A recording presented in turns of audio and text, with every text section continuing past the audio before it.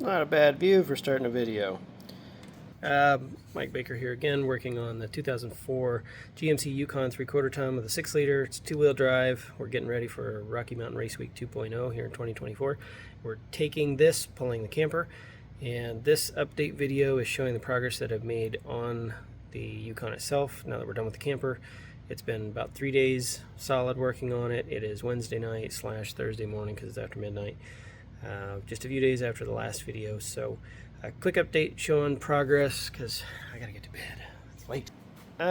Suspension stuff. Cleaned everything, greased everything. It hasn't been serviced in a million years and needs some stuff replaced, but we'll do that afterwards. It's tight enough for now.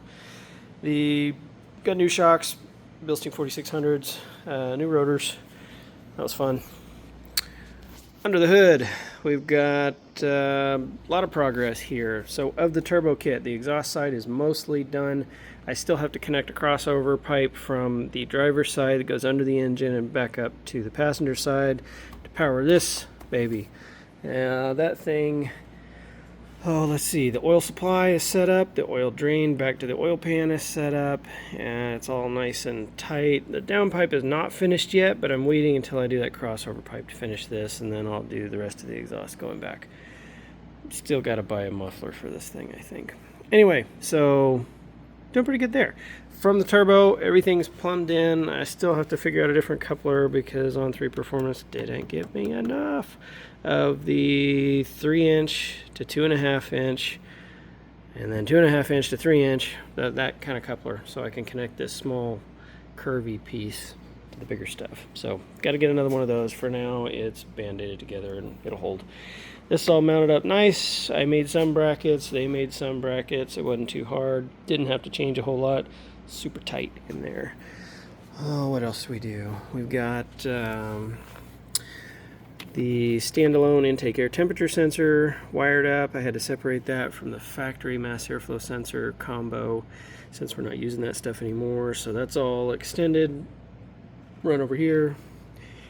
Probably cross-threaded in. I don't know. The threads are all boogered up before I even messed with it, so who knows. It's tight. Not coming out. What else? Blow-off valve's done. The vacuum line stuff is kind of temporarily done. I've got a vacuum block that I got from On3 Performance over there. And nice unit, but not too many places to plug it in on this bad boy. They were just saying, tee in to one of your other vacuum lines, which the only thing that they really seem to be doing from the ones I can access are going to like PCV valve things.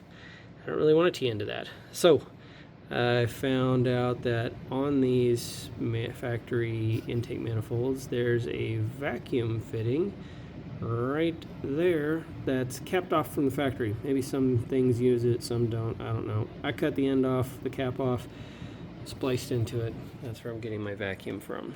I may have to modify that later. But anyway, wastegate's on, plumbed up straight to the compressor wheel.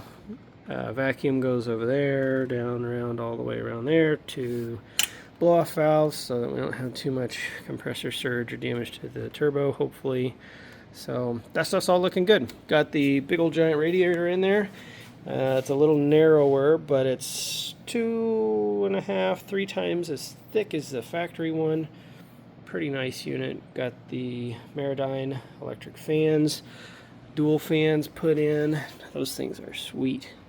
And got everything wired up, and of course you can't see it, but triple relay system there. It's pretty fancy, and it wires into the factory ECU, so when we tune this thing we can tell those when to come on. Kept the AC, didn't change anything there. I've got a bigger Hayden transmission cooler here, and I'm going to intercept the transmission fluid with a giant derail cooler back where the spare tire is / used to be. Anyway, that's most of the stuff. I just pulled the fuel system apart because I was starting to work on that. We have to plumb this thing up for a return line to the fuel tank so that our dual fuel pump set up here doesn't overheat, and it can send all the extra fuel that it's not using back to the fuel tank. These cars don't have that function, and you kind of need it.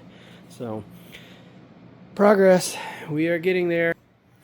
Cruising through things. Hopefully this all buttons up with like relatively minor trimming, putting the grill and everything back together. So far it's gone decent. I haven't had anything too crazy. I mean, the hardest stuff really was getting the exhaust off, the factory exhaust. That was rough without a car lift. That was rough. Anyway, I got to go to bed, so fun stuff. We are cruising along here. Hopefully we have spoolie noises here before too long, and maybe by the end of this week we can have this thing to where I can get a bass tune file from Jim Parkinson and actually start the thing. I don't know. We'll see. All right. Thanks. Bye.